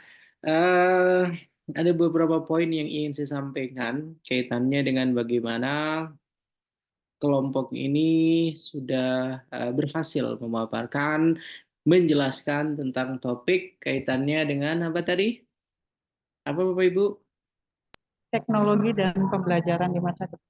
Oke, teknologi dan pembelajaran di masa depan. Ya. Jadi ada beberapa hal yang harus dipahami, yang harus dijadikan consideration ya oleh Bapak dan Ibu guru semua Yang pertama, kita berbicara tentang media dan teknologi pembelajaran di masa depan. Ya. Jadi yang dibahas itu adalah kemungkinan-kemungkinan media, kemungkinan-kemungkinan teknologi di masa depan itu seperti apa. Oke, itu harapannya tadi sudah disinggung oleh kelompok ini ya tentang ragam media, ragam teknologi yang nantinya di masa yang akan datang, di masa depan itu akan menjadi media dan teknologi pembelajaran yang benar-benar sudah menjadi hal biasa, ya, tidak seperti sekarang. Ya, ketika kita berbicara, misalnya tadi sempat disampaikan ada big data, kemudian ada yang benar itu ada AI atau I bacanya ya. Ada AI ya, artificial intelligence, bukan IA ya bacanya ya.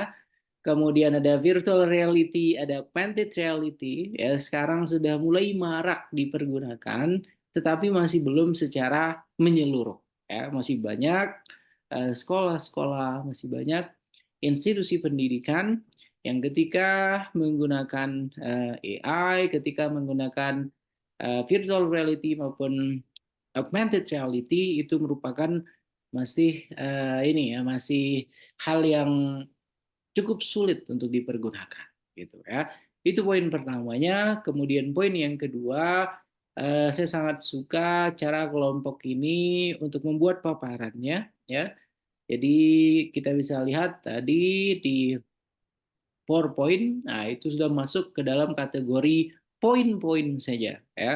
Kita lihat tadi Bu Dia menjelaskan, kemudian begitu juga anggota-anggota yang lainnya. Ya, jadi tidak terfokus pada membaca catatan-catatan yang membuat poin yang berusaha untuk ditampilkan, dijelaskan di PPT-nya itu menjadi hilang. Ya, itu hal yang ini ya, hal yang sangat baik saya kira dan sesuai dengan performa dari kelompok ini, jadi keputusan kita untuk nanti pertemuan tatap muka sepertinya akan dipending terlebih dahulu. Ya, begitu ya Bapak dan Ibu guru semua.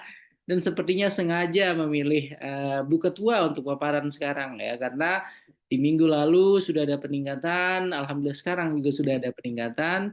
Jadi kemungkinan untuk kita akan melakukan pertemuan tetap muka untuk perkuliahannya bisa dipending dulu, ya. Itu poin kedua. Kemudian poin yang ketiga, sebenarnya saya ingin tadi kelompok ini juga paling tidak memberikan ini ya, memberikan ramalan-ramalannya ya, menjadi cenayang gitu ya. Jadi bukan hanya ikut arus, bukan hanya apa namanya ya istilahnya, bukan hanya menjelaskan apa yang memang sudah appear now, apa yang sudah ada sekarang, ya, tapi bisa melihat oke di masa depan nanti media, kemudian teknologi, kemudian pembelajaran di tingkat sekolah dasar itu nanti bentuknya akan seperti apa, gitu ya. Jadi mungkin bisa diketengahkan artikel-artikel yang ini yang membahas tentang kemungkinan di masa depan nanti, misalnya kita bisa berbicara seperti ini.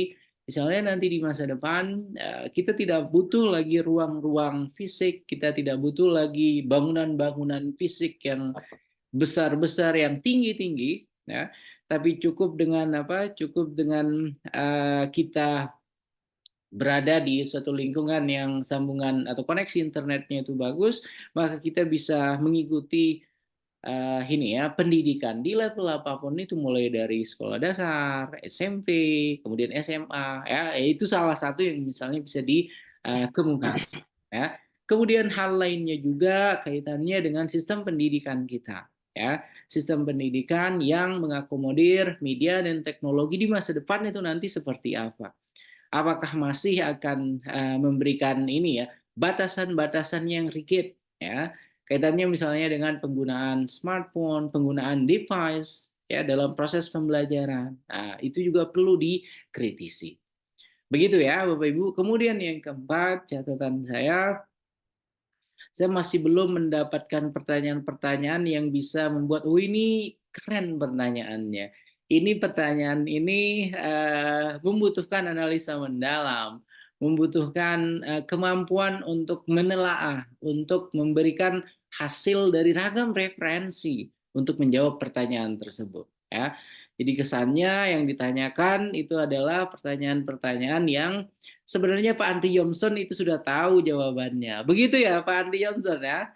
Oke, Insya jadi Allah, insya Allah. Insya Allah. Jadi harapannya mudah-mudahan di berikutnya nanti kemukakan misalnya di dalam pertanyaan itu studi kasusnya seperti ini ya, di dalam satu lingkungan itu bla bla bla bla, kemudian dari hasil penjabaran studi kasus tersebut itu kemudian yang dituangkan di dalam pertanyaan, sehingga para pemapar itu nantinya mereka butuh kejelian untuk menganalisa terlebih dahulu pertanyaan tersebut, kemudian juga untuk mendapatkan ragam referensi mendukung dari jawaban yang akan diberikan.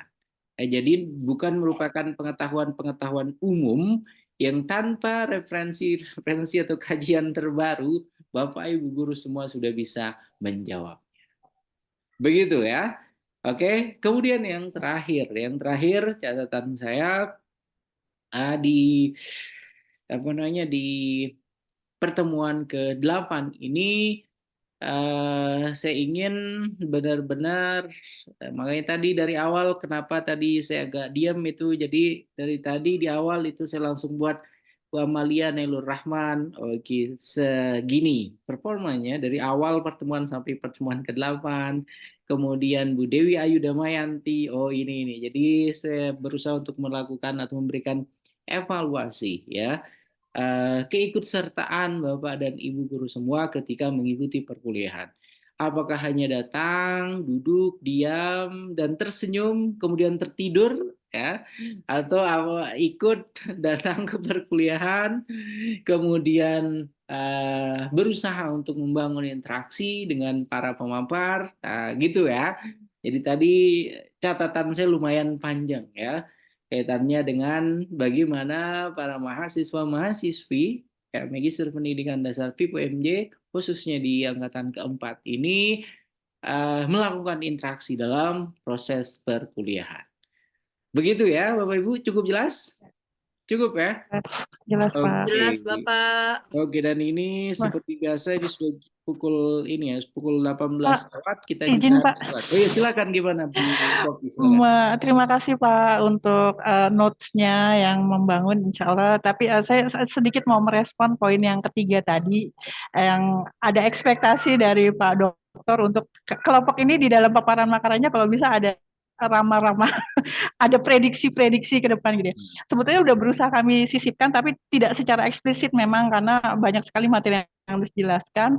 Cuma tadi pada saat yang kita bicara tentang big data itu Pak, ada video yang dari sekolah-sekolah di Cina, itu sebetulnya bagian dari prediksi-prediksi, cuma nggak secara eksplisit banget dijelaskan secara lisan oleh kita gitu. Cuma itu kita tampilkan sebagai bagian dari prediksi bahwa kedepannya nanti peranan big data itu sangat memungkinkan sekali yang penerapan teknologinya yang luar biasa. Sampai di situ kan diilustrasikan anak-anak itu pakai bandok gitu ya.